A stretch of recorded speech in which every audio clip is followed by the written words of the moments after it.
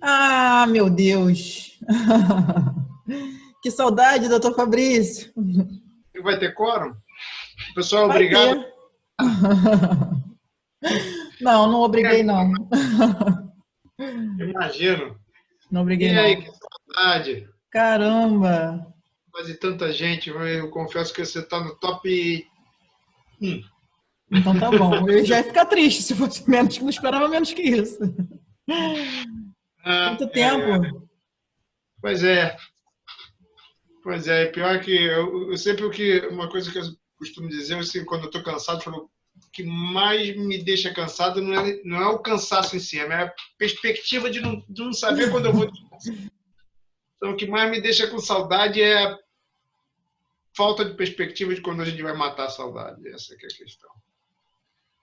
E também É matar a difícil. saudade, aprender a matar a saudade de outro jeito. Eu recebi um meme, né, fábrica de meme, né? As pessoas muito tempo em casa e muita coisa para fazer piada, né? Toda vez que tem muita coisa para chorar, a gente brasileiro aprende a fazer piada com ela. E aí, assim, pensar que não sei se você deve ter visto, em pensar que a gente, em uma época, comeu o bolo que as pessoas sopravam em cima. Verdade. Você vê, até o parabéns mudou, né? Meu A Deus. Não, quantidade de terminados de lives. Outro dia aconteceu um negócio super engraçado comigo. Eu estava fazendo uma reunião virtual e aí terminou a reunião e eu comecei a assistir um vídeo do YouTube. E aí depois eu voltei para o vídeo e não percebi que aquilo era um vídeo do YouTube. Achei que eu continuava na reunião, era uma pessoa que eu já tinha feito reunião e comecei a querer fazer pergunta para o vídeo do YouTube. não, eu estava até agora lendo e estou fazendo um postzinho para divulgar sobre a fadiga relacionada à videoconferência, né? Já deram até o Muito, nome para isso. muito, certamente. E, e uma coisa que Eu eu não tenho, tenho. eu tenho feito algumas, mas imagino que vocês fazem muito, muito, muito, muito mais. Né? Meu, assim, vou só até. Meu dia a dia já é de muita reunião, né? Em tempos normais. Mas aí tem uma outra coisa que talvez piore isso, né? Não existe mais ligação telefônica. As pessoas agora querem te Não, ver, não querem mais falar no telefone. Então, eu assim, tenho acaba escutado tendo isso muito também, pessoal, mais. que todo mundo quer fazer uma reunião para resolver assuntos que poderiam ser resolvidos com uma troca de mensagem, né? Isso certamente desgasta, estressa. Eu fico em Estressa reunião o ele dia já tem inteiro. bastante. O que tá falando nessa fadiga, chamam de Zoom fatigue, né? Que é como se você ficasse numa reunião. Eu vou te mandar esse artigo da BBC. Uma reunião interminável, né? Eu entro em reunião 9 horas da manhã, acaba no final do dia, mas o que ele diz é que, para além disso, né, desse tempo excessivo, você acaba tendo uma pobreza de elementos que, para o cérebro, é muito difícil na comunicação. Então, a gente acaba tendo que se basear muito mais na fala e menos no resto todo, que a gente não fica interpretando. Então, assim, a tua respiração, o teu olhar, se você se mexe ou não, eu perco isso daqui, né? Então, eu acabo tendo que É. só ouvir a tua fala. E aí isso Não, cansa. isso, e aí, assim, já me falaram também, assim, para as pessoas que estão fechando o negócio, usando reuniões virtuais, elas estão tendo dificuldade, porque muitas vezes você percebe, na hora de negociar um preço, uma coisa desse tipo, pelo movimento, pelo gesto, enfim, e É a isso. distância isso não dá. Então você acaba, exatamente, reduziu o número de variáveis que a gente toma decisão. Pensa Né? você Só aí que é sobrecarregando. um médico super especial, empático, né? Que adora o contato. Você tá É, lascado, Fabrício. Você tem que atender agora no aquário. é, Porque exatamente. você certamente usa muito mais elementos, né, do Eu entorno falo do que isso, da fala. isso para mim é tão caro que eu começo, todas as pessoas que eu atendi nesse período, eu começo falando isso, olha, a simpatia infelizmente foi embora. Se eu tinha alguma, ela acabou, porque esse tipo de coisa aqui que a gente está vestido impede de ser simpático. Então, enfim, mas não tem jeito. É o que tem para hoje. É o que Uma hora vai temos. acabar e quando acabar, acho que talvez a gente valorize mais os momentos perto das pessoas que a gente gosta. Com certeza. Achar o equilíbrio nesse. É porque, assim, a gente fica oscilando entre acreditar que vai durar muito tempo e a esperança de que pode ser que aconteça mais breve. Né? Então, assim, essas oscilações entre os extremos, está difícil achar um meio do caminho, né? Assim, É. imagino para Assim, você. a normalidade virá com a vacina, a normalidade, né? Assim, um mundo sem a preocupação do coronavírus carece de uma vacina contra o coronavírus. Não tem outra solução. Tem um artigo do The Economist de ontem, do Bill Gates, muito interessante. A gente vai se adaptar, vai conviver com ele, enfim, vamos ter esse nível de restrição de deslocamento, de contato pessoal que a gente tem hoje, mas a normalidade, né, assim, que eu acredito que não vai ser uma normalidade igual a gente tinha, algumas coisas vão ficar, porque a gente escolheu que elas ficassem, mas o mundo que a gente quer carece de uma vacina contra o coronavírus. Fizeram um comentário aqui muito bom. Somos o Zorro do século XXI. Eu vi, exatamente. Com a máscara mais para baixo um pouquinho, né? Esperamos só mais 2 minutinhos e a gente começa. Não, quando quiserem, por favor. Eu vi, de repente, no final aí, ou em algum momento, se quiser apresentar, se tiver aí, eu tenho aqui também a fotinho da reabilitação. Caramba, né? Assim, mas eu também, eu até falei com o Carlone hoje, não tem momento maior da vida de um ser humano para soltar perdigoto que num teste de esforço, né? Então... Pois não tem. O dentista é pior. Por conta as coisas que o ar que joga dentro da boca e tudo, né? Então, assim, inclusive, parece que aquela coisinha de cuspir está proibida. Muito. Caramba. Então, se na hora lá sair um pedaço de obturação, tem que engolir. Não pode cuspir. Caramba. Então, é realmente um mundo bem diferente. Em todos os aspectos, assim, o mundo do esporte, depois a gente pode até conversar sobre isso em alguma outra hora, talvez não seja o contexto aqui, mas acho que não vai ter esporte tão afetado quanto o ciclismo. Jura? Não há como... Provas com mais de 100 pessoas não podem ter vácuo. Acabou. Então acabou o esporte. Acabou. Então, o ciclismo de volta vai ter prova só de contrarrelógio. Certamente com muito mais tempo entre a saída de uma bicicleta e outra. Até que tenha uma vacina. Depois que vacinar, fica melhor. Talvez um step down aí seria quando a gente tiver um medicamento efetivamente eficaz. Mas assim, já tem 135 pesquisas. Eu tenho acompanhado isso de perto. 135 pesquisas hoje com vacinas. Deixar para falar quando você começar. Já temos perguntas polêmicas chegando. Eu imagino, só tem pergunta difícil. Quase que eu vou ter um atestado aí para não vir, para fazer estudar mais um pouquinho, para fazer quebrei teu galho e dei cola. Mas até eu coloquei no grupo de crise lá, falei, tive um feedback bacana aqui, o doutor Fabrício falou que a gente está com um bom protocolo. Né? Muito bom, excelente. É muito bem estruturado, tem coisas ali que estou pecando para mais, não tem outro jeito, né? Nesse momento agora, não tem outra questão. É que a gente tem uma condição, você conhece bem a Anvisa, né? E dentro lá da determinação da Anvisa, se a embarcação ela tiver algum caso, né, ou suspeito ou positivo, a embarcação pode ser presa, entre aspas, por pelo menos 14 dias sem operação, renovados os 14 dias a partir da identificação de novos sintomas. Então, o custo disso é tão gigante que vale a pena investir demais na prevenção, entendeu?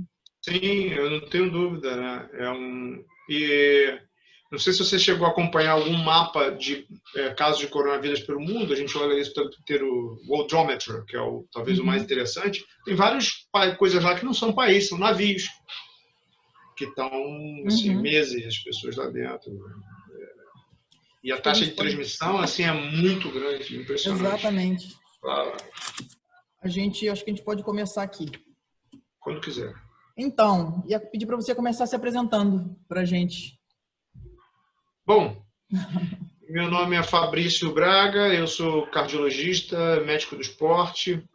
Eu coordeno a cardiologia da Casa de Saúde de São José e uma clínica de medicina do esporte vinculada à Casa de Saúde de São José, chamada Laboratório de Performance Humana, onde a gente atende pessoas muito descondicionadas, com doenças cardíacas, pulmonares, que precisam de exercício para melhorar a sua condição física, até atletas profissionais ou amadores ambiciosos, como a Aline, no intuito de melhorar a aptidão física com o objetivo de resultado esportivo. Desde o dia 18 de março, essa clínica, por conta de atender pessoas frágeis, foi fechada. Nesse momento, agora ela reabre com o intuito de atender as pessoas que tiveram Covid, para reabilitá-las. São muitas e as sequelas parecem ser importantes. E desde então eu tenho dedicado ao hospital, a Casa de Saúde de São José, que hoje completou o seu paciente de número 300 com coronavírus internado, no intuito de ajudar muito mais na gestão do que na assistência do processo de cuidado das pessoas com coronavírus, adaptar um hospital. Só para ter uma ideia, a gente tinha um CTI de 30 leitos, de uma unidade semi-intensiva. Hoje a gente tem 2 CTIs e 4 unidades semi-intensivas, onde minha filha nasceu, a maternidade onde a minha filha nasceu, hoje é uma unidade semi-intensiva, um covidário, como a gente tem chamado. Uhum. A gente tem a impressão que nos hospitais privados o número de pacientes hospitalizados está diminuindo. O caminho inverso está ocorrendo nos hospitais de campanha, nos hospitais públicos. Isso é retrato do Brasil, que talvez tenha um período maior de persistência viral, porque tem 2 países dentro dele. Um país onde a doença começou com as pessoas voltando de férias na Europa e contaminando umas às outras, assim que as doenças virais evoluem, e outro que começou mais tarde, e por isso tinha muita dificuldade de acontecer que alguma coisa estava realmente acontecendo, porque não tinha ali na comunidade, etc. E onde a doença parece estar aumentando hoje em dia. Enfim, então, assim, é a característica do Brasil. Muito bem. Queria começar a fazer uma pergunta sobre como está sendo para você lidar com uma doença tão incerta, né? Com tão pouco estudo e tão muito difícil, aparentemente aleatório, né? Muito difícil. O grande avanço da medicina do século XX foi conhecer a história natural das coisas. No final do século XIX, a gente achar que as doenças não tinham interferência da lua, dos espíritos, de comportamentos antissociais, digamos assim, era a característica dos professores da universidade. O médico que lidava no dia a dia na assistência, ele acreditava nisso. Então, no século XX a gente passou a achar a causa e consequência das doenças e conheceu isso que é a coisa para mim mais importante, que é a história natural, como as doenças evoluem. Então, a gente sabe que uma pessoa que infarta, que tem essas e essas características, evolui bem, e uma pessoa que não tem essas características evolui mal. A Covid-19 botou a gente de volta no final do século XIX. A gente não entendia muito bem, estamos cada vez mais evoluindo nesse aspecto, tem muita publicação desde então. Mas só para você ter uma ideia, a gente tinha, até 2002, 300 artigos. Desde 1950, de 1950 a 2002, 300 artigos publicados sobre coronavírus. Com a epidemia de coronavírus tipo 1 no Oriente Médio, a gente teve 1.000 e poucos artigos no ano de 2002.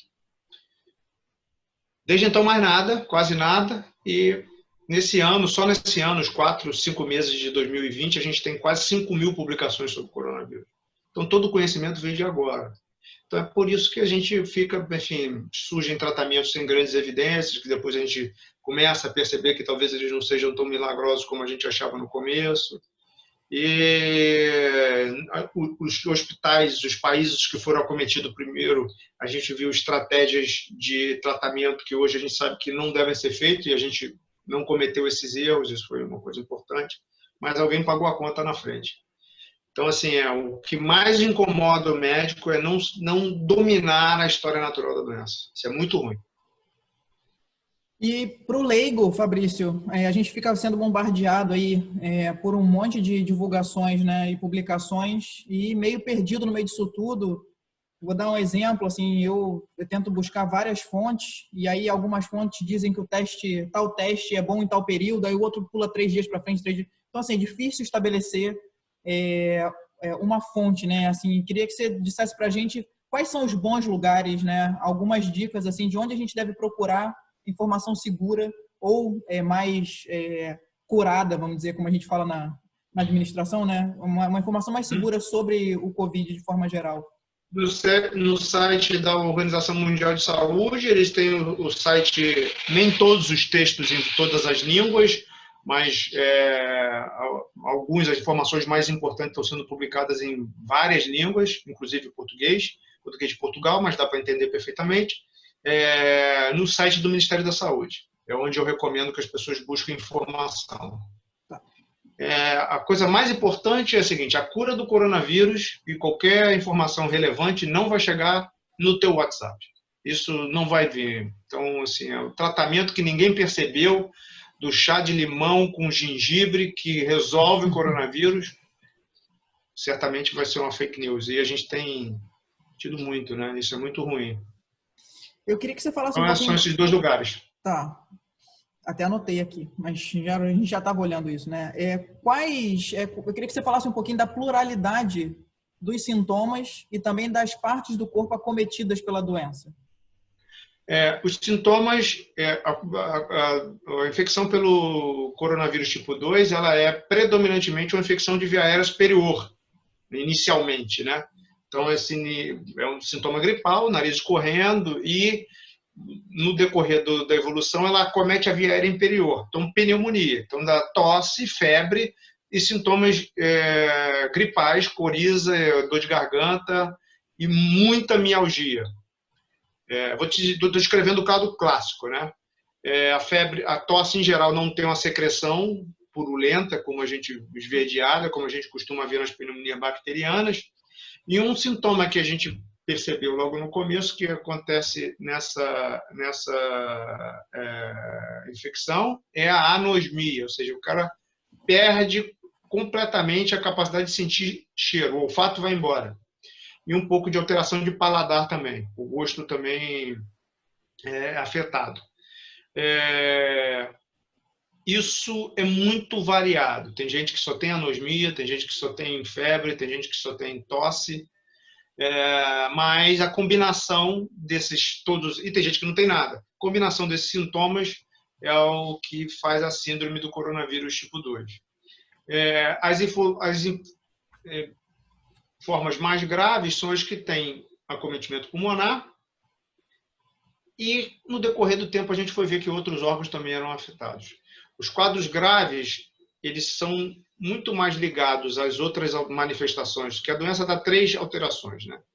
Alterações geradas pelo vírus, que a gente chama de viremia, alterações geradas pela inflamação que o vírus gera, e as mais complexas, que são as alterações geradas por trombose. Por quê? Porque o vírus deflagra e a inflamação que o vírus deflagra alteram a coagulação do sangue e começam a gerar coágulos em várias partes do corpo, no pulmão, no coração. E a gente tem visto muita gente, sobretudo os que precisam ir para o hospital, com alterações cardíacas, com elevação das enzimas do músculo do coração, que é o que a gente chama de injúria miocárdica. Então, assim, coração, pulmão em primeiro lugar, coração e em terceiro lugar rim são os órgãos mais afetados. Então, assim, esse é o cuidado que a gente vai ter que ter na avaliação dessas pessoas recuperadas. Procurar sequelas nessas regiões. Queria que você falasse um pouquinho para a gente do diagnóstico, né? Assim, e fazer uma relação disso com a subnotificação, né? Por que dizem que tem gente que morre, aparentemente o quadro parece Covid, mas não entra na estatística?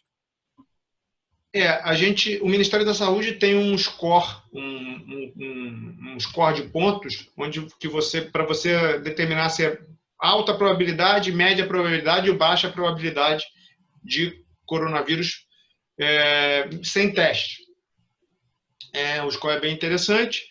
Isso a gente teve que criar pela disponibilidade reduzida de teste. A gente, se você for ver lá dos países que tem mais de 100 mil casos, a gente é disparado que fez menos teste. Então, existe uma grande subnotificação. Eu fiz uma continha, muito Fabrício, maior que qualquer outro país. Oi? Eu fiz uma conta de caso detectado versus teste aplicado, e a gente é o segundo maior percentual, ou seja, talvez o segundo que tenha testado menos, né? Eu vou te dizer exatamente. 30 e poucos por cento. Estou entrando agora aqui no site que a gente utiliza para acompanhar.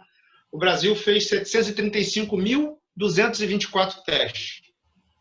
Os Estados Unidos fez 14 milhões de testes. A Rússia, e aí teste por habitante, a gente tem nos Estados Unidos 40 mil testes por milhão de habitantes e o Brasil 3.400. 11 vezes menos. A continha que eu fiz foi 12 vezes menos. De realizado versus detectado, porque é meio quase como a gente só testa quem está, né? Exatamente. Então, a gente tem 1/3 mais ou menos dos testes realizados. 30 e poucos por cento. O nosso percentual é o segundo maior. Só tem um país que eu nem conheço que supera a gente. São países muito pequenos já. São países pequenos que testaram pouco, a doença foi pouco, mas assim, nos países onde a doença foi relevante, a gente testou muito pouco. Então, o que acontece é que, eventualmente, as pessoas, um óbito com alta probabilidade que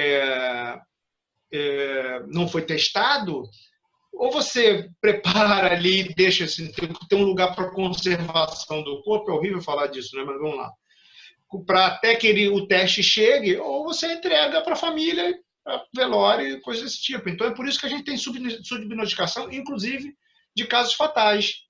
Isso é muito ruim, né? Para tomada de decisão, para saber onde é que as coisas estão.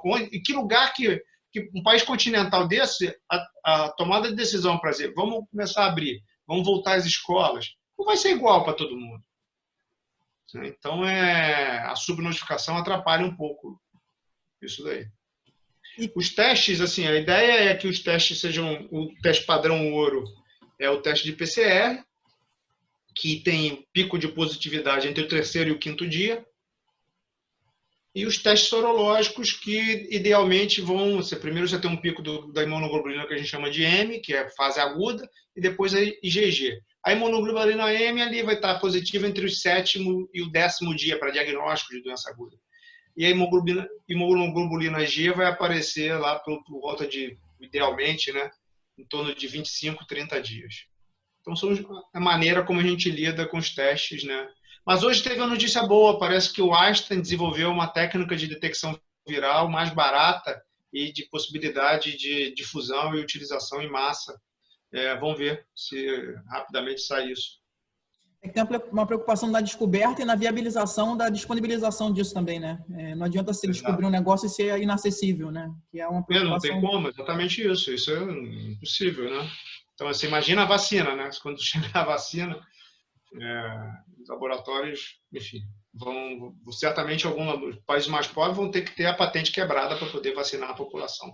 Não vai ter conseguido comprar para todo mundo. Como é que a gente acha o equilíbrio entre conscientizar e não gerar pânico, né? Porque, assim, ao mesmo tempo que eu preciso comunicar para que as pessoas se cuidem, como é que eu faço para que... como não banalizar os sintomas versus como estar atentos a eles, né? Como é que você vê um pouco isso? Dando noção de que as medidas que se preconizam são eficazes. É só você fazer isso que vai ficar tudo bem. Precisa fazer, né? Então, as pessoas precisam se sentir, de alguma forma, vulneráveis para adotar as medidas de proteção. Então, assim, a higiene, o distanciamento, que cada vez vai ser menor, mas algum a gente vai precisar fazer. Principalmente, assim, um indivíduo que dá uma festa hoje, ele tem certeza que o coronavírus é uma bobagem. A gente teve casos aí, final de semana, de lugares onde a gente teve festa. Então, essas pessoas têm certeza absoluta que estão diante de uma bobagem. Então, assim, ter certeza absoluta que não estamos diante de algo banal é um aspecto. E saber que se você fizer o que está sendo preconizado, a chance de você adoecer, e sobretudo de adoecer de forma grave, é menor. sem sombra de dúvida. Então, assim, esse é o trade-off entre não assustar, não gerar pânico e tomar medidas de precaução. Eu acho que é sabendo que se fizer, fica tudo bem. Maravilha. Fala pra gente da atividade física, assim, a importância dos momentos todos, né? O antes, o durante e o depois Covid, assim. Isso é muito importante. Na verdade, assim, fala muito sobre imunidade, o que a gente pode fazer para melhorar a imunidade. E tem um monte de todo mundo que é uma saída fácil, comprar um remédio, tomar e a imunidade fica lógica. Não tem nenhuma evidência que nada disso melhora a imunidade. O que a gente sabe que efetivamente nesse momento de pandemia, de distanciamento social, de pouca mobilidade, que melhora a imunidade é atividade física moderada, noites bem dormidas de sono e exposição à luz solar. Então, buscar pelo menos uma horinha de sol no período da manhã, se possível. Ter uma boa noite de sono, porque a gente perde muito o fuso horário. Isso aconteceu comigo, confesso. Em alguns momentos, assim, eu sempre tive um sono muito regular, ali entre 11 horas e 6 horas da manhã, eventualmente um pouco antes. E aí me vi um momento dormindo, escrevendo protocolos e publicações até 3 horas da manhã e acordando às 9. Então, assim, esse sono que você não está acostumado a dormir ali de 6 às 9, ele é péssimo. Então, assim, ter uma boa noite de sono, exposição solar e se manter ativo.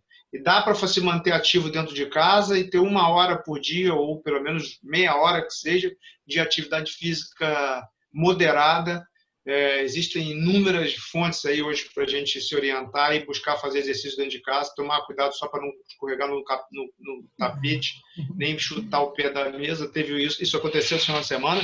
A gente teve um cara que deixou uma anilha lá na emergência da São José, tendo atendido basicamente Covid, mas agora diminuiu um pouco, é verdade.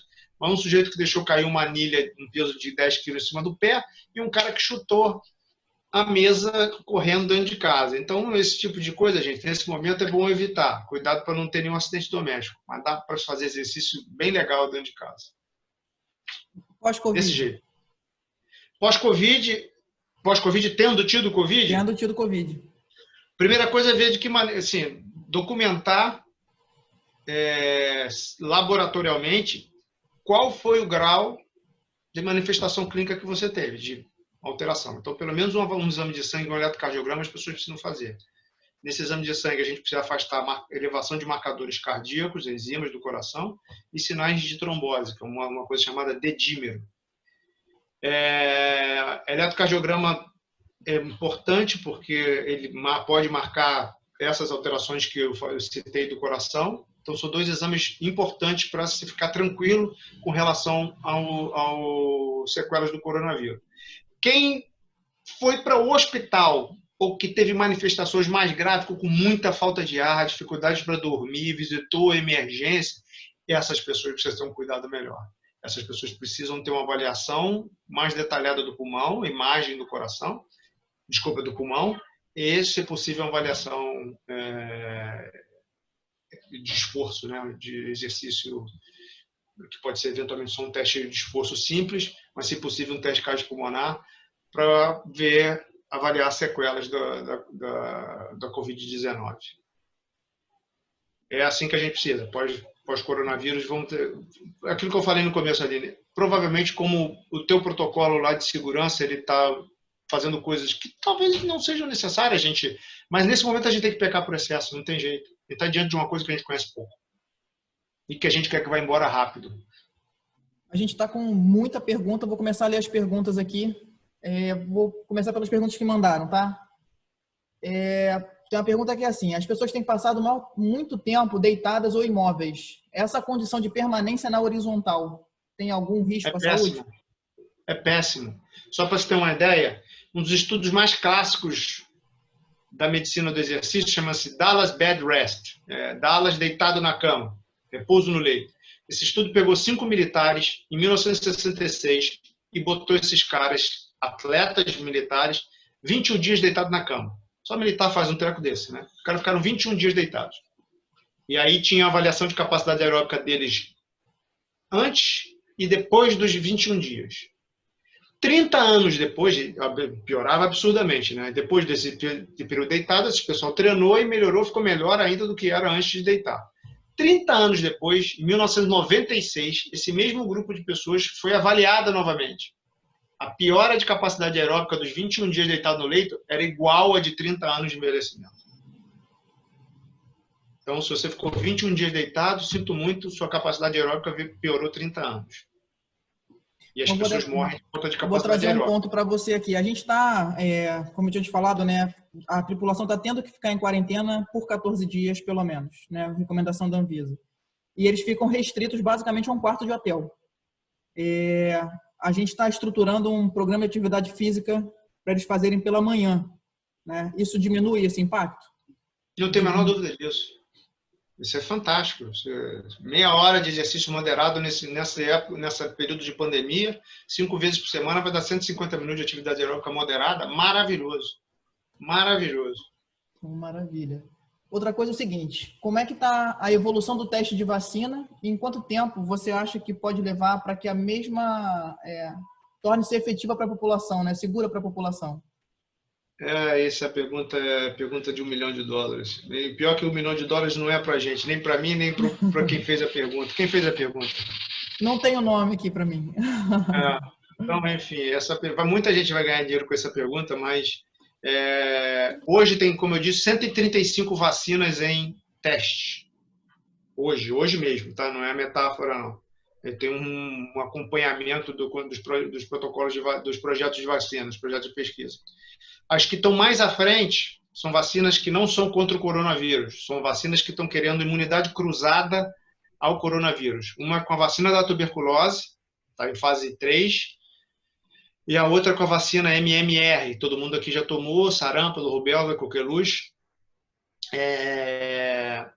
E a gente espera que tenha reação cruzada. As vacinas contra coronavírus ainda estão em fase 2, que estudos em pequenos grupos testando segurança. Passando isso, se elas passarem, né, vamos torcer para que elas passem, elas vão para o estudo de eficácia, saber se a população é imune uma vez tomando a vacina. E óbvio que a segurança continua sendo sempre avaliada. Então, assim, a que está mais à frente é um projeto de pesquisa chinês, que tem 135 pessoas já vacinadas, e 135 é o número de vacina, que tem 126 pessoas já vacinadas.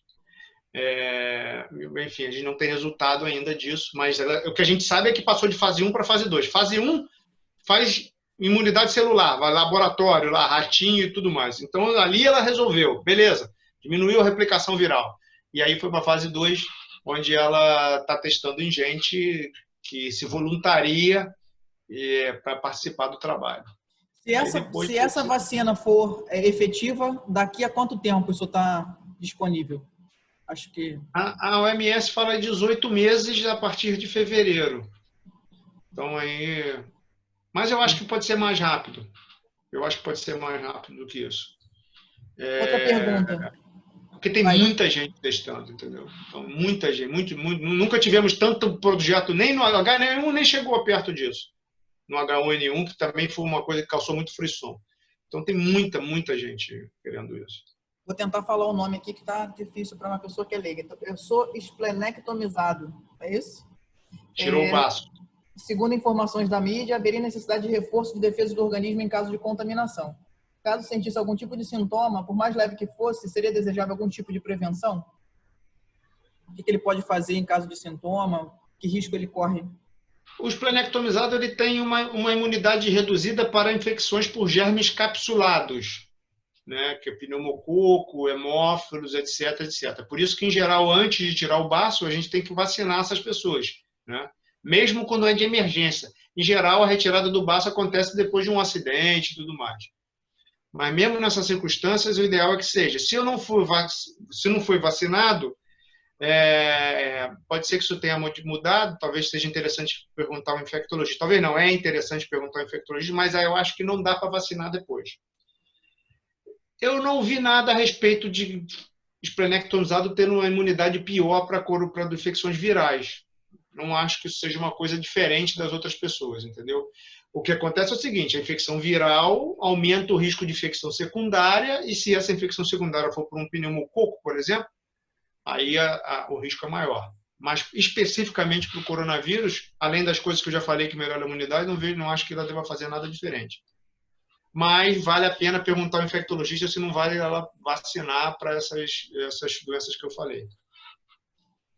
A carga viral que a pessoa recebe está ligada à proporção da gravidade da doença, que a gravidade da doença pode tomar?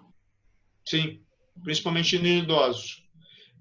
Por isso que os profissionais de saúde na Itália tinham doenças muito graves, sobretudo os que intubavam as pessoas, porque a carga viral é muito grande. Inclusive, pessoas imunizadas, que tiveram a doença, se for submetido a uma grande carga viral, antes dos seus anticorpos matar o vírus, você pode ter uma febrezinha, alguma coisa desse tipo, entendeu? Uma criança de 3 anos, após ser infectada e recuperada, existe alguma complicação a ser observada? Pode surgir alguma doença relacionada à pós-Covid após a recuperação? Como, por exemplo, síndrome inflamatória multissistêmica pediátrica? Essa apareceu lá na Europa, esse treco agora, a gente não sabe muito bem o que é, não sabemos nem se tem a ver com coronavírus. Acredita-se que assim, tudo agora está sendo ligado ao coronavírus, né? A gente não sabe ainda se essa doença se rache, uma doença dá uma vermelhidão no corpo e evolui para formas graves em crianças até dessa faixa etária, entre 0 e 3 anos.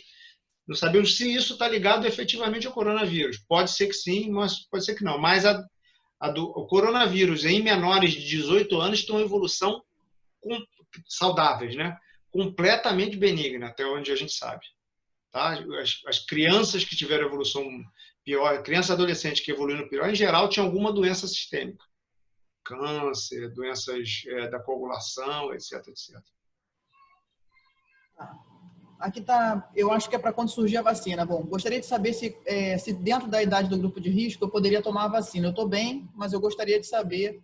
Eu já estou com meus exames preparados. Eu acho que não vai ter um ser humano da Terra que não vai poder tomar essa vacina. Até os alérgicos. A gente tem, no outro dia estava discutindo isso, acho que quem for alérgico vai ter que fazer um protocolo de dessensibilização para poder tomar a vacina, porque Então, se bem que se todo mundo se vacinar, se a gente vacinar 70% da população, a gente teoricamente impede a transmissão ali da doença, né? Mas eu acho que vamos vacinar todo mundo, sim. Vai ter que vacinar todo mundo. Para a comunidade científica, já houve mutação do vírus que provoque Covid? Assim, nada que eu tenha lido assim de oficial. Tem muita gente assim falando isso, alguns pesquisadores falando isso, mas muita gente querendo ganhar notoriedade para isso. Eu vi uma entrevista recente do teoricamente descobridor do HIV dizendo que o vírus tinha pedaços de fragmentos de HIV que tenha sido manipulado em laboratório. Isso é uma afirmação leviana que não pode ser feita de forma alguma por um meio de comunicação. Isso tem que ser feito por um comunicado através de uma publicação científica. Você chegar na televisão e falar uma coisa desse tipo, sem ter como provar, sem comunicar à comunidade científica para que alguém tenha a opção de achar que o contrário, é muito ruim. Então, até esse momento, se teve mutação viral, isso não está nos preocupando nesse momento. Não é alguma coisa que a gente deva levar em consideração. Esse é o tipo de coisa que não é para gerar pânico nesse momento. Não é para se falar, porque não tem por que a gente se preocupar com isso agora. Agora, pergunta polêmica. Como o senhor sabe, Carlone falando, tá? Peguei o vírus... Deixa eu fazer uma coisa interessante. Em geral, micro-organismos vão fazer mutação quando a gente descobre alguma coisa que mata eles. Né? Aí, por seleção natural, eles acabam tendo mutação, com replicação muito, muito rápida.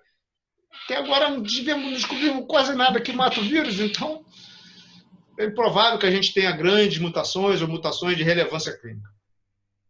Carlone, tá? Peguei o vírus... Aí você fala o nome, né? Não, que agora eu tenho, a partir de agora eu tenho os nomes. É que aquilo ali eram perguntas que mandaram antes da live. Peguei o vírus no início, me tratei com hidroxicloroquina, azitromicina, sulfato de zinco, coquetel tão polêmico e politizado.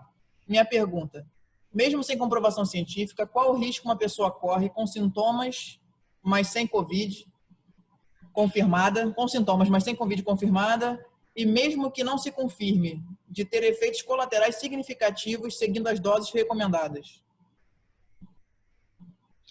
Risco de quê? Risco de tomar medicação que não está comprovada. Porque ele fez vou O repetir aqui, risco é ele de tomou... arritmia. Existe um risco não desprezível de arritmia, motivo pelo qual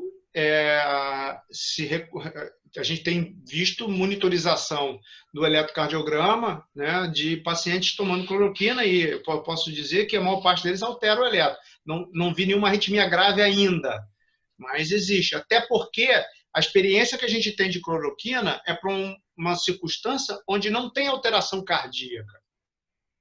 Né? A malária até tem descrito que pode dar alteração, mas não é o comum.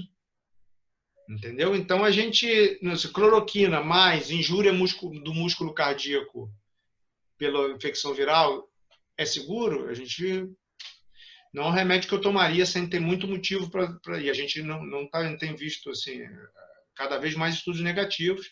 Está sendo feito, talvez a crítica dos grandes defensores da cloroquina, tem bons médicos que defendem cloroquina, né? Outros tão bons quanto que não defendem o não uso, é que a janela de utilização de benefício é muito, muito, muito início da doença. Né? Tem estudos em andamento nesse contexto clínico. Vamos esperar. Bons estudos ainda não foram publicados. Os estudos que saíram são estudos observacionais, não são estudos randomizados, controlados, duplo cego, como deve ser um estudo para validar uma intervenção terapêutica. Tem uma pergunta em seguida aqui, se ela pode ser empregada no combate à pandemia. Acho que você já respondeu dizendo que tem uma linha que defende e uma que não, né? Então, ainda não está consolidado. Gostaria de saber referente aos testes, se há realmente um quadro evolutivo ou se você acredita que sejam notícias precipitadas. Teste de vacina. A gente já respondeu também, né? Não tenho dúvida disso. Claro, isso aí, essa pergunta, assim, essa vacina vai deixar a empresa que desenvolver trilionária. Então, com certeza tem gente. O que a gente precisa é que a comunidade científica nos garanta que aquilo é bom. Entendeu? Esse estudo, que vai ser certamente patrocinado por uma grande empresa farmacêutica, ele precisa ter o maior rigor científico possível para que ela seja segura acima de tudo e eficaz, para que a gente não perca tempo. Né? Porque segurança assim, uma vacina da outra doença pior é péssimo. E eficácia é ficar perdendo tempo de tomar vacina que não funciona, entendeu? Tem um comentário aqui, Fabrício, está assim, por que a estatística está colocando todos os países na mesma caixa? Devem ser separados dependendo do tamanho, população, densidade, grande cidade, saúde do país, estrutura sociológica e afins. Claro. É um comentário. Mas em relação a isso, assim, eu queria que você fizesse uma análise, né? Com quem a gente poderia se comparar? Porque para os dois lados tem pessoas que defendem, né, que não depende desse corte, quando você compara a população da China com o Brasil. Então, assim, eu queria que você fizesse um recorte. Com quem a gente poderia se comparar, né, assim, para saber se a gente está indo tão melhor ou tão pior? Quem seria comparável com o Brasil?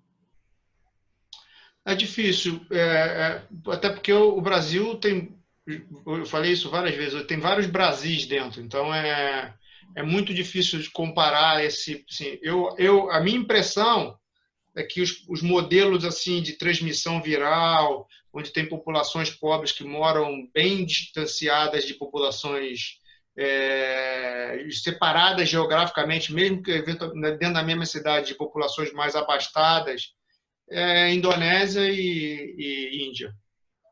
São os modelos assim que eu quando olho, sempre olho para um e para outro para saber em que caminho que as coisas estão acontecendo. São populações, em contrapartida, a Indonésia tem um tamanho populacional e uma densidade maior do que a do Brasil, porque a extensão territorial é muito menor, mas a população é quase do mesmo tamanho. A Índia tem um território maior, um pouco maior, mas menor ainda do que o do Brasil e gente para dedéu. Então, são os dois modelos que eu imagino que a gente deva acompanhar, assim, saber que as coisas estão acontecendo. Onde eu imagino, Aline, que vão ter esses dois picos. A doença foi em uma população e foi mais devagar e agora vai explodir porque chegou na população mais carente. Entendi. tem uma aqui que é o seguinte, por que algumas pessoas ficam assintomáticas? É apenas a alta capacidade de reação do organismo ou isso pode ser explicado pela ingestão de algum tipo de remédio que faça uso contínuo, por exemplo? Esse é o tipo de informação que a gente está naquela categoria, não conheço a história natural. Hoje eu fiz o exame de uma pessoa de 130 quilos que só teve o teste positivo. Não teve nenhum sintoma. Por que ela não teve uma doença grave igual aos outros obesos que a gente tem visto? Isso é que angustia.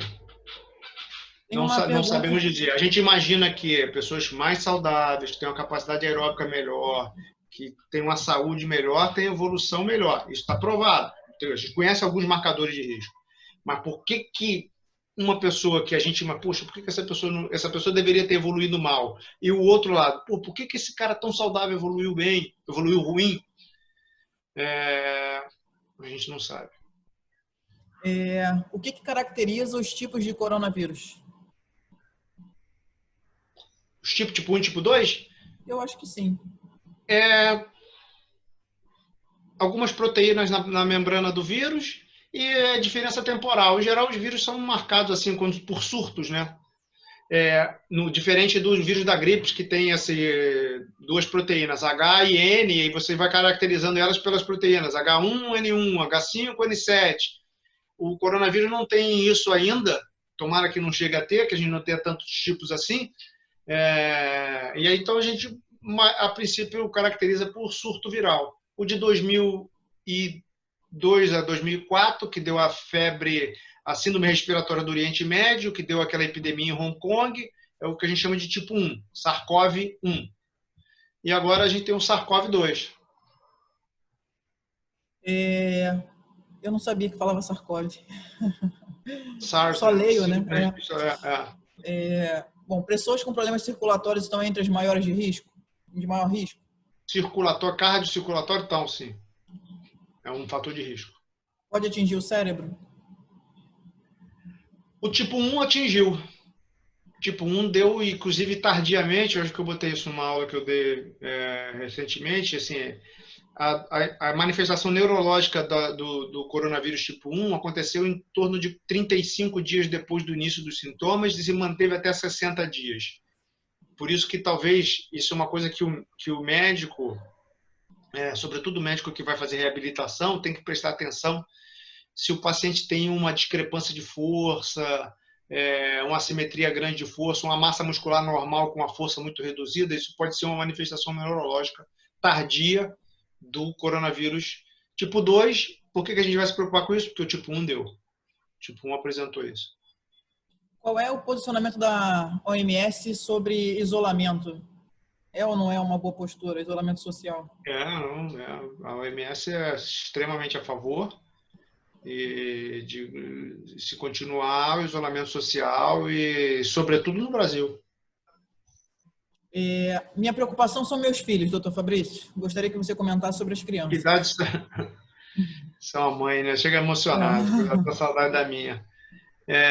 Que idade tem os filhos? Se os filhos são adultos, a gente tem que se preocupar como você tem, embora a gente tenha visto, obviamente, os jovens têm evolução melhor. Se os filhos são crianças, até 13, 14, até 18 anos, a evolução é muito... Eu tenho uma filha de 16 anos e enfim, não preciso descrever o sentimento que eu tenho por ela, mas a minha preocupação é muito, muito, muito maior com meus pais do que com ela. Eu acho muito improvável de que a menina saudável de 16 anos de idade vai ter qualquer forma mais grave de coronavírus. Sobre o teste desenvolvido em Israel, tipo um bafômetro, você acha que chega aqui no Brasil? Primeiro tem que mostrar que é eficaz, né? Que funciona. Israel tem muitos projetos de pesquisa relacionados a teste, muito mais do que vacina, até porque eles têm população pequena para vacinar, para testar a vacina é mais complicado. Mas então teste eles têm muito. Tomara que chegue. Eu fiquei muito bem impressionado com isso que saiu na mídia hoje do Einstein. Está no UOL.com, vocês podem ver. O Einstein, provavelmente em alguma pesquisa com colaboração com o governo de Israel, desenvolveu ou está para desenvolver um teste para detecção viral, fragmento viral mais barato e fácil de fazer. Tomara, vamos torcer. Qual é o tempo de imunidade de uma pessoa depois que passa pela doença? Eu acho que é minha opinião, tá? Somente minha opinião. Para o resto da vida, eu acho. Um vírus com tamanha transmissibilidade, que dá uma doença dessa magnitude, se a gente não gerasse imunidade, a imunidade já tinha sido dizimada há 1 milhão de anos atrás. Eu não posso imaginar, o Anthony Fauci fala muito bem sobre isso, que não deve esperar que ele se comporte diferente de todo e qualquer outro vírus que a gente conhece, né? Tirando o vírus da gripe, que infecta várias vezes, mas que por isso a infecção é muito mais branda, a ponto da gente conseguir fazer esporte, trabalhar doente. Eu acho que um vírus que dá uma doença dessa, ele tem que dar imunidade. Qual é o aprendizado que fica para um país passando por isso? Falando da área da saúde. Nunca mais comer bolo que alguém que sopra em cima. Eu espero que seja assim. Eu acho que muitas coisas vão ficar para sempre.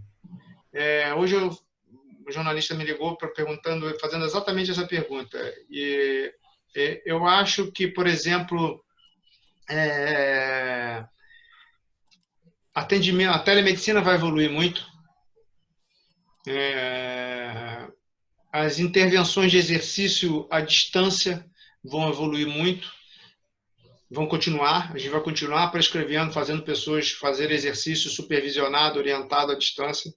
Acho que vai ter um desenvolvimento de tecnologia gigantesco para poder supervisionar e dar segurança para pessoas, mesmo com muita doença, fazer exercício tranquilo em casa, né? A gente tem algumas coisas já nessa linha e acho que as pessoas vão fazer menos reunião presencial. Acho que isso também não é uma coisa que vai mudar. Talvez a gente seja menos efusivo ainda quando encontrar um amigo. Não todos, mas não todos. Eu vou te abraçar. Quando encontrar um amigo, no que diz respeito de que forma a gente vai cumprimentar, etc, etc. Nos protocolos de assistência hospitalar, acho que cuidados já são bem rigorosos, mas acho que cuidados com a precaução ventilatória, respiratória, que a gente não precisava fazer, acho que agora a gente vai fazer com mais rigor. Tomara, assim, profissionais de saúde, sobretudo os de enfermagem, que nunca foram muito bem valorizados pela sociedade, passam a ter mais valor, porque esse pessoal está trabalhando bastante, muito.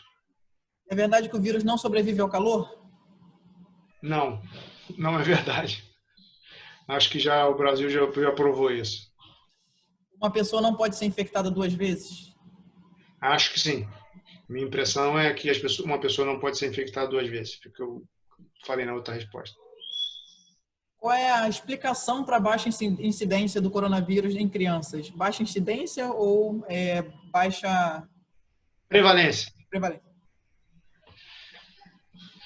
Não sabemos. Provavelmente alguma coisa ligada ao sistema imune dessas crianças, né? Isso é ruim, porque se fosse o contrário era melhor, porque elas têm muita energia para se defender da doença. Por exemplo, o H1N1, os idosos tinham, por imunidade de infecções, epidemias de H1N1 que aconteceram no final dos anos 60, tinham imunidade e tinham formas menos graves de doença. Os jovens tinham a forma mais grave e é que se recuperavam. Então, assim, a gente não sabe muito bem por que essas crianças estão evoluindo tão bem, mas provavelmente se defendem melhor do vírus, né? Por que se defendem, a gente não sabe.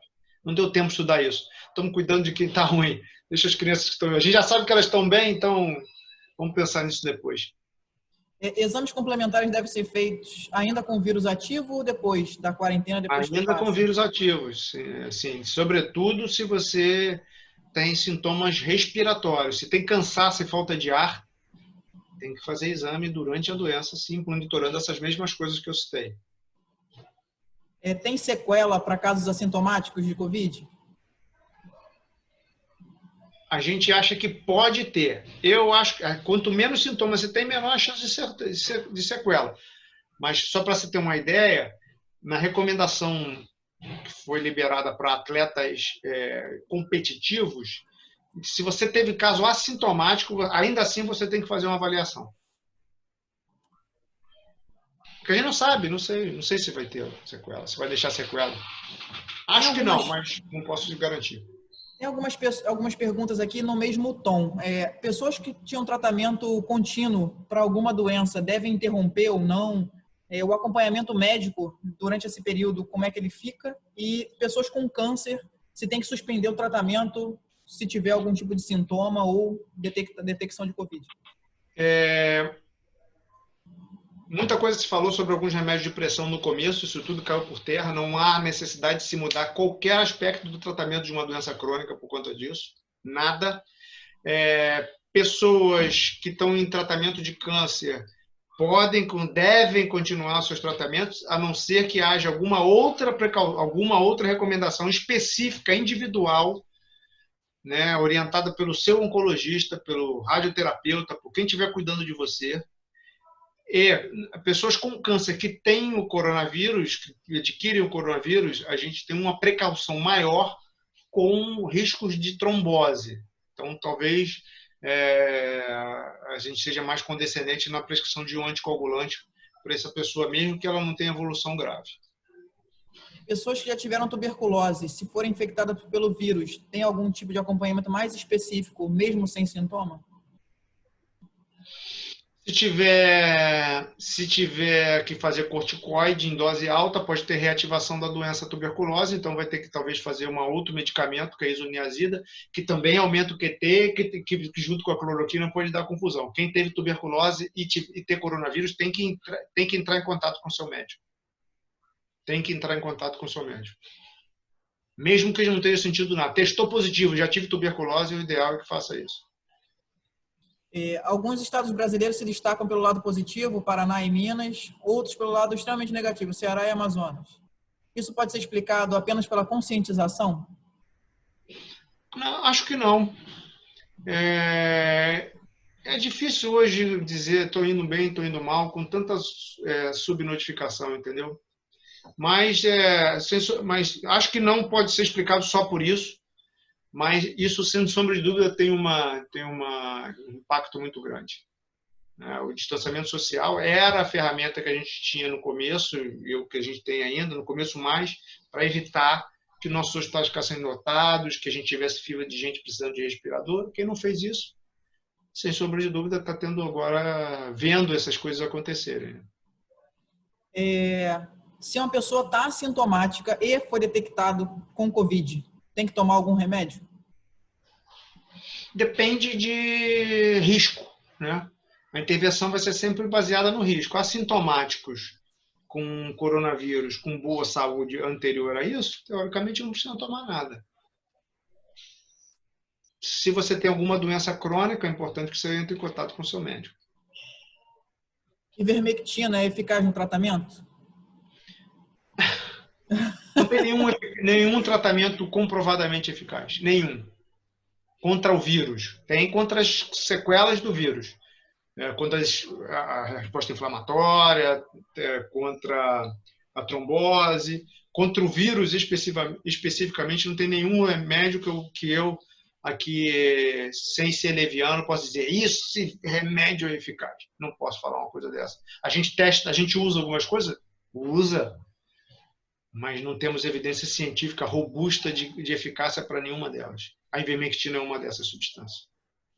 Muitas pessoas estão tomando remédios como esse, heparina, esse aqui eu nem sabia, hidroxicloroquina, azitromicina. Vale a pena tomar esses remédios no começo para tentar prevenir uma piora da doença? Essa é a grande questão. Isso depende muito de você achar que esses remédios funcionam, né? Quem gosta de cloroquina acha que se ela não for feita no começo, junto com essas outras coisas todas aí, ela não vai ser eficaz, mas se for feita no começo, ela funciona. A grande questão isto não é inócuo.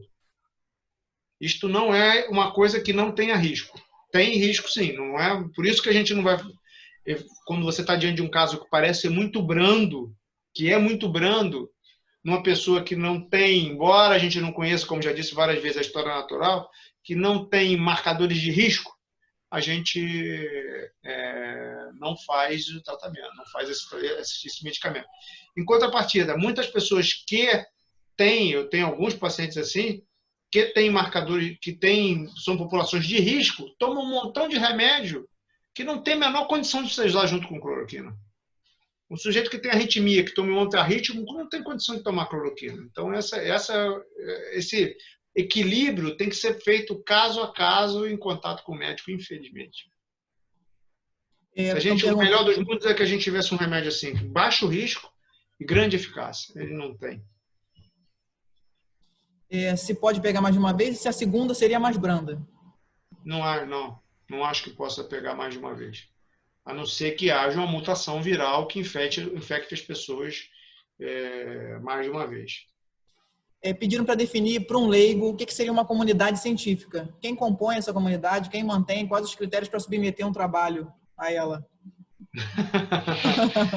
A submissão de trabalhos no Brasil é feita através da CONEP, Comissão Nacional de Ensino e Pesquisa, e através de uma plataforma de submissão de trabalho chamada Plataforma Brasil.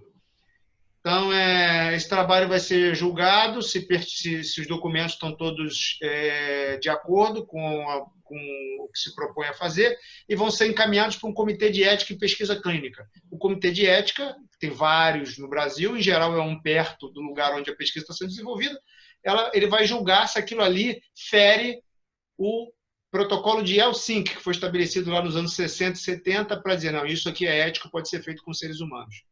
Tá? Então, estamos falando aí de pesquisador que elaborou a pesquisa, seu grupo, a Comissão Nacional de Ensino e Pesquisa, Comitê de Ética, e depois o trabalho pronto ele é submetido a uma revista científica.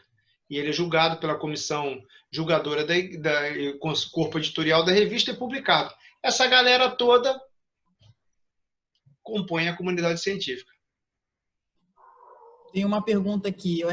Uma pessoa com sopro, que nasceu com essa pequena deformidade, entraria no grupo de risco, mesmo não tendo nenhuma limitação física, estenose valvular pulmonar? A estenose valvular pulmonar, em geral, é uma doença benigna, né? Pode ser que a estenose válvula pulmonar associada a uma doença pulmonar mais grave gere algum tipo maior de problema. Por quê? Porque a gente tem visto algumas formas de Covid evoluírem com hipertensão arterial pulmonar. Essa associação hipertensão pulmonar com estenose de válvula pulmonar pode não ser uma coisa muito legal. Então, assim, se tivesse estenose de válvula pulmonar e diante de um paciente com estenose de válvula pulmonar, com Covid, eu monitoraria, acompanharia esse paciente mais de perto. Não faria nenhuma intervenção adicional, mas acompanharia mais de perto. Sobretudo que diz respeito à saturação de oxigênio, tá? Isso é muito importante. Até não te passei no protocolo, mas a gente está distribuindo o oxímetro para bordo também. Legal. Aliás, foi por causa da live do MK. Ele falou que seria estabelecido um novo paradigma, né? Aferição de temperatura e o oxímetro. Então, e o oxigênio do sangue. Minha filha pode tomar vacina para melhorar a imunidade ou não tem necessidade? Vacina não, desculpa. Vitaminas.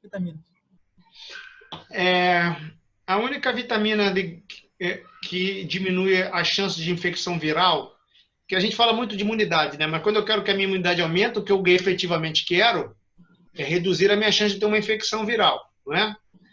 Então, a única vitamina que se comprovou eficaz contra a redução de infecções de via aérea, como o coronavírus, como a Covid-19, foi a vitamina C em ambientes de baixa temperatura.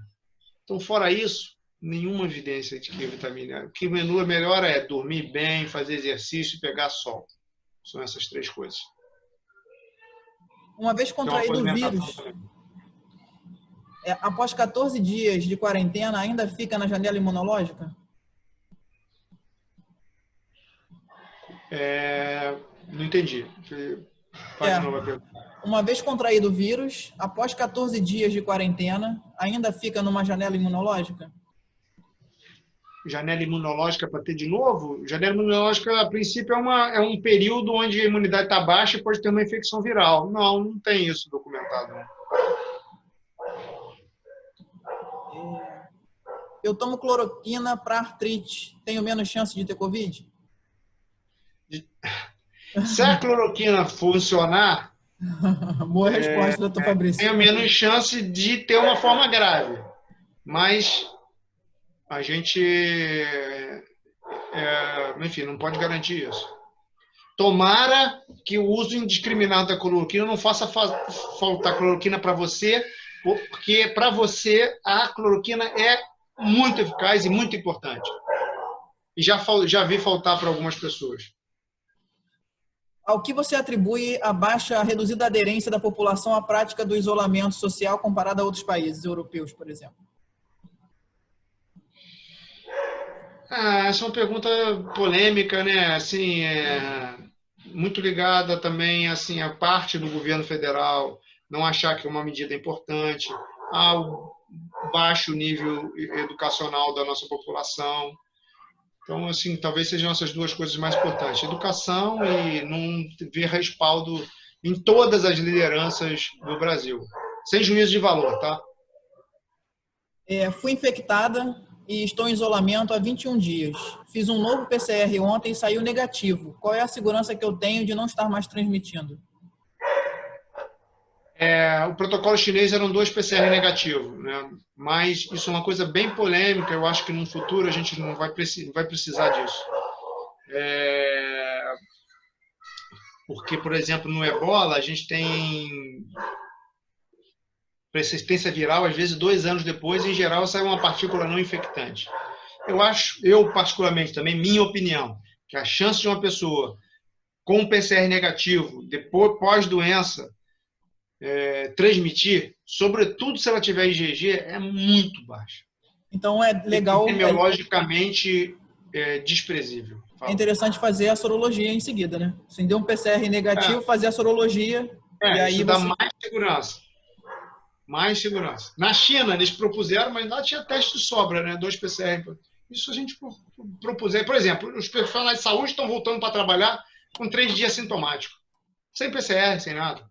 Por quê? Porque a gente precisa deles. Então, assim, eu acho improvável que isso no futuro vai ser uma medida que a gente vai recomendar. Tiveram relatos que o sistema de ventilação compartilhado do tipo exaustor instalados nos banheiros pode ser considerado fonte potencial de disseminação para o vírus. Isso é uma verdade? Não vi nada disso. Pelo contrário, a gente usa filtro, na verdade, no hospital você tem um exaustor que tem um filtro em cima, que é o que a gente chama de filtro EPA, que tem uma atividade de matar micro-organismos, mas não acho que isso seja uma coisa relevante, não. O vírus não sobrevive na água, se porventura no caminho ele tiver contato com alguma substância úmida, ele morre. Quem está com vírus agora, ativo, faz ou não faz atividade física? Não, de jeito algum. Em hipótese alguma. Pode ficar ativo, não precisa ficar deitado no leito, pode andar na casa, tudo mais, mas... Até isso é uma coisa, saiu recentemente uma publicação muito interessante para saber se a doença está evoluindo. Ontem eu dava 2 voltas na minha mesa e não ficava cansado, agora eu fico. Isso é um dado relevante. Gostaria que você falasse um pouco sobre imunidade de rebanho, que alguns infectologistas mencionam. Imunidade de rebanho é deixar 70% da população ser infectada para evitar que o vírus ache um caminho e transmita para outras pessoas. Quem aparentemente tentou fazer isso foi a Suécia e eu tenho certeza que está extremamente arrependida. Por quê? Porque você tem um impacto muito grande na população mais velha. Porque o que acontece? Esse cara mais velho, o que você quer com a imunidade de rebanho? Se você tem um vírus de baixa virulência, baixa mortalidade, para formas graves, as pessoas ficam doentes andando pela rua e contaminando as outras. O idoso ele não consegue fazer isso, ele só se lasca. Ele pega a doença e vai para o hospital. Entendeu? Então ele acaba não passando para muitas pessoas e tendo uma forma grave. Então hoje a Suécia teve no mês de abril a maior quantidade de mortes desde sei lá quando, 1993, se não me engano, e hoje tem a maior taxa de mortalidade da doença na Europa e está longe de fazer imunidade de rebanho. Longe, longe, longe. Então eu não acho que seja uma estratégia que deva ser preconizada, eu particularmente. A pergunta aqui, que se souber, eu vou até anotar aqui para publicar. Quanto tempo após os primeiros sintomas é seguro que uma pessoa não vai mais transmitir para ninguém? É seguro, vou te dizer o que está sendo feito para os profissionais de saúde, né? 3 dias assintomáticos, sem febre, sem dor no corpo, e sobretudo depois do 9º dia de doença, onde você tem um arrepio, a gente tem visto uma piora no 9º dia, né? Essas pessoas são recrutadas para voltar a trabalhar. Eu, particularmente, acho que depois de 7 dias assintomático, a chance de transmissão é muito baixa. Fala um pouco sobre o uso do oxímetro no controle da doença. Uso do oxímetro, hipoxemia em repouso, menor do que 93, ou quedas importantes, maior do que 5 pontos na oxigenação, com movimento, são motivos para se dar um pulinho na emergência do hospital.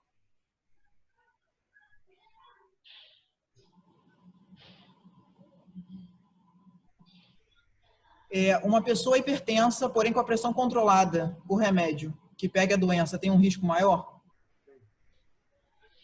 Tem um risco maior, sim. A mortalidade na China para hipertensos, se não me falha a memória, foi 6%, contra 2% da população geral.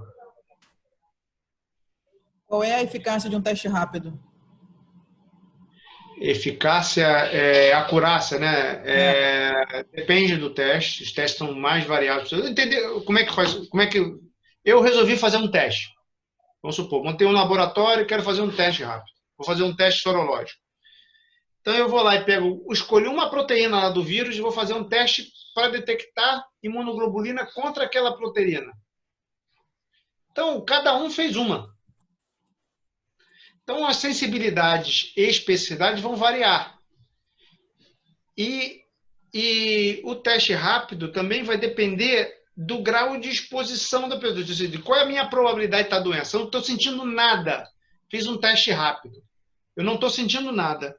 Eu não me expus, porque dentro de casa o tempo inteiro não tive contato com ninguém com doença. Fiz um teste rápido, deu positivo. A chance dele ser falso positivo é muito maior do que alguém que está sentindo alguma coisa, um profissional de saúde que está dentro de um covidário o tempo inteiro e que tem um teste positivo. Então, um teste rápido numa população de baixa probabilidade de doença, por sintoma e por exposição, carece de uma repetição, qualquer que seja. Um teste rápido em alguém que está sintomático e se expôs, minha filha ficou doente, minha mulher está doente, aí eu estou satisfeito com um teste só. Então, essas coisas todas vão influenciar na acurácia do teste rápido. Entrevista muito boa, médico muito bem informado, simpático, sem influência política. Estou respondendo que você é demais aqui. Isso aí é você que mentiu aí. Nunca... O risco é maior para fumante? Vai ser pouca coisa que fumante não tem um risco maior. Para de fumar nesse momento. Quem perguntou. Os pneumopatas, por que o fumante... É porque mesmo com doenças pulmonares incipientes, ou seja, que não tem manifestação clínica ainda, que tem um muito inicial, uma pneumonia cursa pior. Ponto. Então, o risco é maior para fumante. Num teste onde foi detectado reagente para IgM, quanto tempo depois eu devo repetir para que isso seria não reagente, né? Depende de quem é você. Se você é uma pessoa que não está sentindo nada, não se expôs, pode repetir em seguida. 2 testes no dia seguinte, não tem problema. Entendeu? Aliás, o ideal é que repita rápido, porque se for positivo, o IgM depois pode dar negativo, porque estava negativo mesmo. Então, se você está querendo fazer um teste rápido, o ideal é que repita logo em seguida. Como é que isso é feito normalmente? Faz os 2 imediatamente. Faz um, depois faz o outro. Porque 2 testes positivos, a chance é muito maior de aquilo ser verdade. Mas se for verdade, para eu saber, para eles passar a ser não reagente, qual é a janela? O IgM, 10 dias. Ele vai positivo lá de 7 a 10 dias, aí depois você vai pegar o IgG um mês depois. Beleza.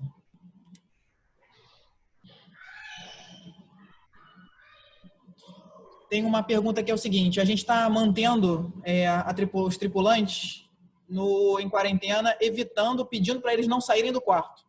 14 dias destrói a vitamina D, ela é relevante nessa janela de 14 dias? Qual o impacto em 14 dias, né, dessa exposição ao sol ou não? Se puder, esse é um esquema muito semelhante. Os prisioneiros têm banho de sol, né?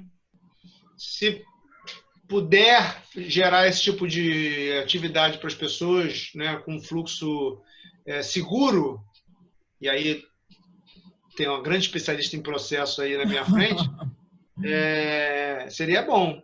Mas, né, o meu direito acaba quando começa o direito do outro. Se o meu banho de sol aumenta a chance de eu infectar uma outra pessoa... E de ser infectado, né? Assim, o problema lá é um hotel, né? Ou pousada, e esse fluxo de pessoas dentro tem uma exposição maior. Tomar sol versus estar mais exposto, né? Se essas pessoas puderem ficar num quarto que tenha Uma varandinha. janela para o exterior, seria melhor, né? Isso já ajuda. Ajuda muito, lógico. Qualquer sol, para não entrar por um buraco da coisa já... Então agora, Viviane, embarcadora, Marcelo, preparem-se para pousadas com janelinha.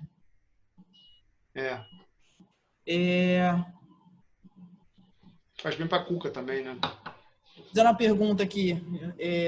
Quem está disparando muitas perguntas é alguém que está com Covid ativo ou em quarentena, só para você saber, tá? Cheio de perguntas, tadinho. Uma aqui é o seguinte: fez o PCR, deu positivo, em quanto tempo fazer o teste novamente do PCR para ver se ele dá negativo? A gente está assumindo 14 dias, tá? Só para você saber. Pode ser. Tem 14 dias. Quando você não tiver... Primeiro que você estiver assintomático. Se tiver assintomático... É assintomático. Assintomático, 14 dias está de bom tamanho.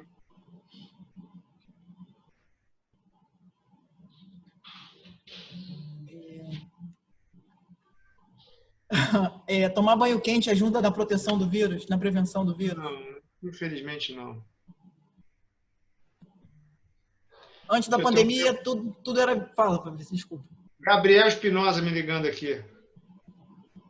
Fala para ele que ele está atrapalhando a gente. Deixa eu só responder aqui, senão ele não para de ligar. Desculpa. Tomar vitamina D substitui o banho de sol?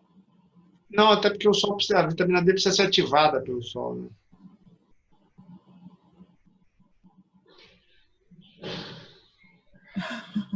Em Porto Alegre não tem sol. O sol não está aparecendo, não. Tem que eu já fui lá várias vezes. Acho que é isso, a gente não tem mais... Bom, tem uma pergunta aqui.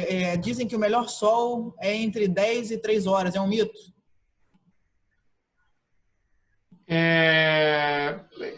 O OMS está recomendando exatamente isso, entendeu? Mais cedo um pouquinho melhor. Tem menos ultravioleta. o VA e o VB, né? O Covid pode afetar os rins? Pode. A gente tem no hospital 11% de pacientes que precisaram de diálise. Fora muitos outros que tiveram alteração renal e que... 11% dos pacientes que foram para o CTI. Fora os pacientes que têm alteração renal que não precisaram de diálise. Mas pode sim, por tromboses, pequenos trombinhos, coágulos que vão se formar dentro da circulação do rim. Antes do vírus, antes da pandemia, né, tudo era virose. Você acha que isso ajudou a banalizar e as pessoas não atentarem para isso? Não, pelo contrário. Quando o médico diz que é virose, ele não está dizendo que é uma coisa simples. É uma virose. Existem, assim, os vírus existem. O médico poderia dizer, é uma adenovirose, é uma rinovirose, é uma virose uma virose por Epstein-Barr. Mas ele acaba simplificando isso dizendo que é uma virose. Mas quando o bom médico, quando ele diz que é uma virose, ele não está dizendo isso é uma coisa necessariamente banal. E talvez ele não esteja dizendo o sobrenome do vírus. Quem tiver mais curiosidade perguntar, mas qual vírus? Aí tem vários outros. Se der o nome do vírus, fica mais sério, né? Parece mais sério. Estão perguntando por que não pode fazer atividade física com Covid? Porque o metabolismo está aumentado por conta de uma infecção viral ou qualquer outra infecção que aumenta, e qualquer aumento adicional do metabolismo pode desviar um consumo de energia para algo que não é importante nesse momento. O que o organismo tem que fazer quando está infectado pelo coronavírus? Matar o coronavírus. É isso que a gente precisa. Então, nesse momento, qualquer energia gasta com outra atividade pode ser ruim. Diarreia pode ser um dos sintomas? Sem sombra de dúvida. Pelo mais de 50% das pessoas têm diarreia. Estão falando...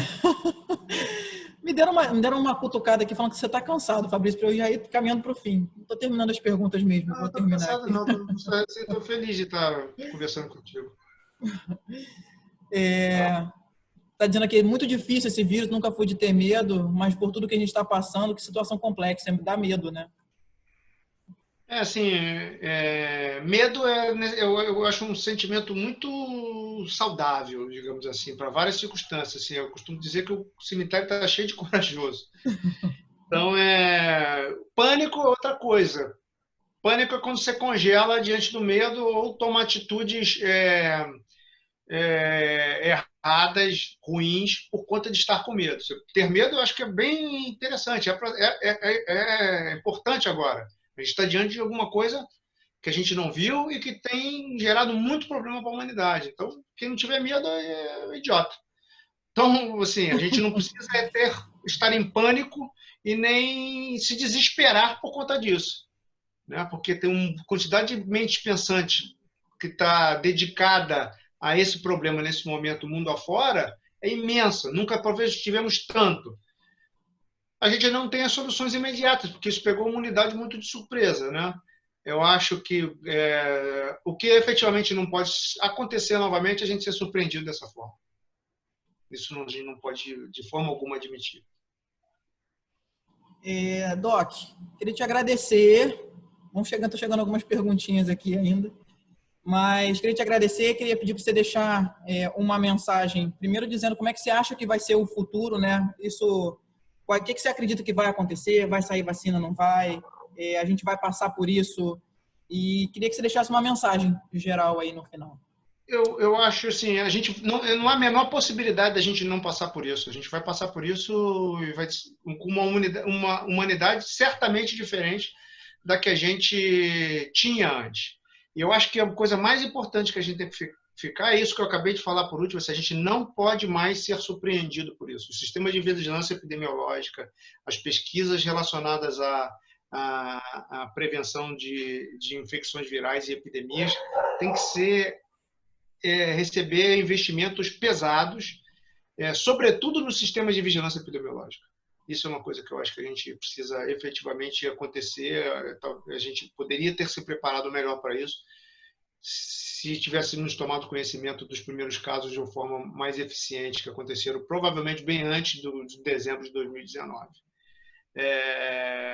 Isso não é culpa de ninguém, é culpa da gente não ter se preocupado com isso. Então, se não estou culpando A, B e C, governo chinês, nada disso, em absoluto. Não seria xenofóbico se estivesse fazendo isso. Não é isso, de forma alguma. Inclusive, a grande parte das pesquisas está vindo de lá. E é bem provável que a vacina venha de lá. Então, assim, a gente vai passar por isso. A gente vai passar seremos uma humanidade melhor depois disso tudo. E se você parar para pensar, o que você estava fazendo um ano atrás? E quão rápido passou esse um ano na sua cabeça? Esse é o tempo que vai demorar para tudo ficar muito melhor do que está hoje. Então, rapidinho, já a gente vai estar lembrando disso. Vai ser difícil os nossos netos acreditarem que a gente fez isso tudo. Isso que vai ser difícil de convencer. Não foi nada disso, foi um mentiroso ficar inventando coisa. Isso que foi em casa 45 dias, vê se pode. Mas enfim, eu acho que a gente vai ser um povo melhor depois disso tudo. Muito bem, quer deixar uma mensagem? Eu só quero deixar uma mensagem que eu estou com saudade. Esse negócio tem que passar logo. Muito tempo que eu não te vejo. Tenham medo, não se desesperem. Isso não é uma coisa irrelevante, mas passa longe de ser algo que a gente não tem o que fazer. A gente tem muita coisa para fazer para as pessoas que estão doentes, as que estiveram doentes. A gente está sendo feito. O fato de não ter um tratamento antiviral. Não sei, a gente vem lidando com a infecção, uma doença mais antiga do mundo, chama-se gripe. E a gente não tem um remédio eficaz para ela até hoje e a gente vem convivendo com ela. Então, o fato de não ter um remédio antiviral eficaz não significa que a gente não tem o que fazer. A gente tem muita coisa que fazer. Os médicos, os profissionais de saúde têm feito, têm ajudado a curar. Para você ter uma ideia, dos 300 pacientes que a gente internou no hospital onde eu trabalho até hoje, a gente deu 198 altas. A maior parte das pessoas vai ficar curada. A maior parte das pessoas vai ter vida normal depois de ter passado pela Covid-19. E o mundo, tão logo seja possível, tão logo a gente dispõe de uma vacina, vai voltar a ter uma vida normal. O normal talvez não seja igual ao normal anterior, mas vai ser alguma coisa bem legal também, tenho certeza. Muito obrigada. O pessoal está agradecendo pra caramba aqui. E eu te agradeço em triplo. Muito bom. Sim, estou muito descontraído. Fiquei contente de encontrar aí pessoas que eu gosto muito. Saudade, Doc. Se cuida. Também. Vocês também. Um beijo grande para todos. Obrigada. Respeitem a Aline, por favor. Hein? Um beijo. Tchau.